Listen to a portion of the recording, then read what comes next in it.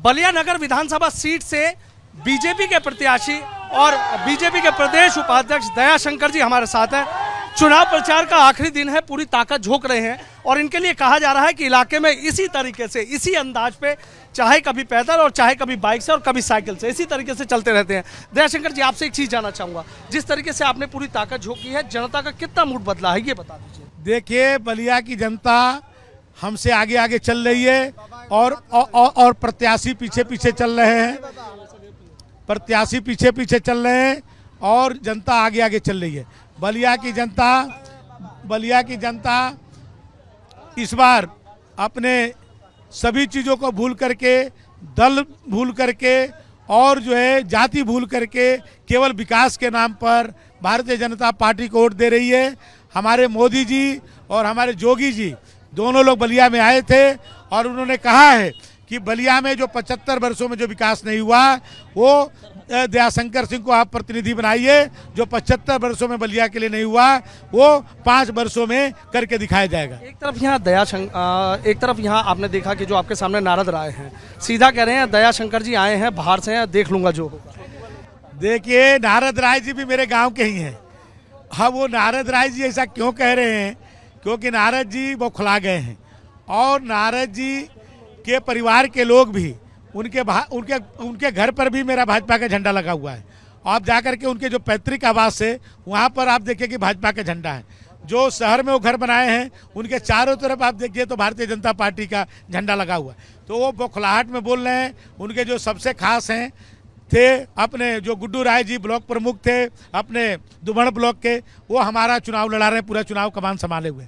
तो आज उनको कार्यकर्ता नहीं मिल रहे हैं। अब किसी गांव में जाएंगे तो आप देखेंगे तो चार पार्टियां प्रधानी के चुनाव लड़ती है तो चारों के चारों आज भारतीय जनता पार्टी के साथ है, आज मोदी जी और जोगी जी के साथ। आनंद प्रकाश शुक्ला जी का टिकट काट के उन्हें बैरिया से दे दिया गया, उसका कोई प्रभाव तो नहीं पड़ रहा? देखिए, कोई टिकट नहीं काटा गया है।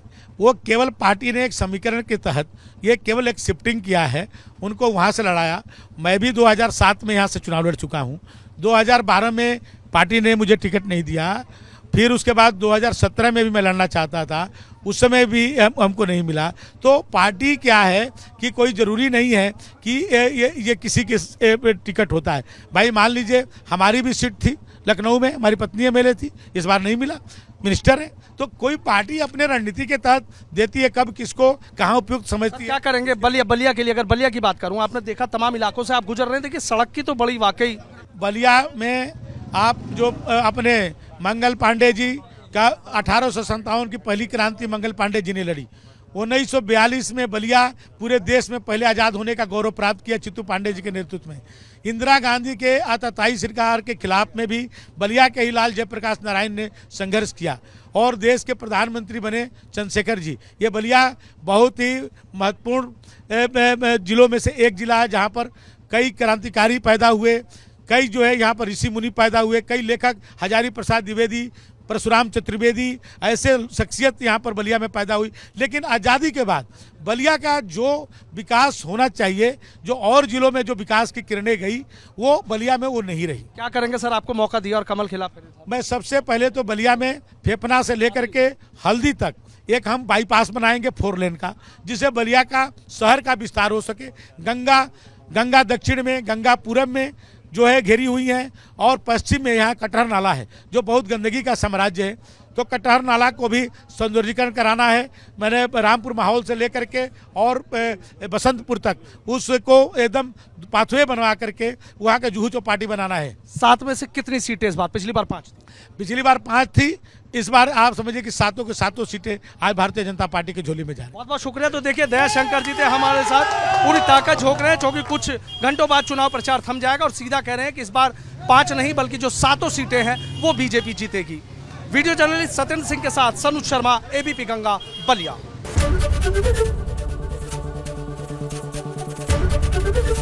एबीपी गंगा, खबर आपकी, जुबान आपकी।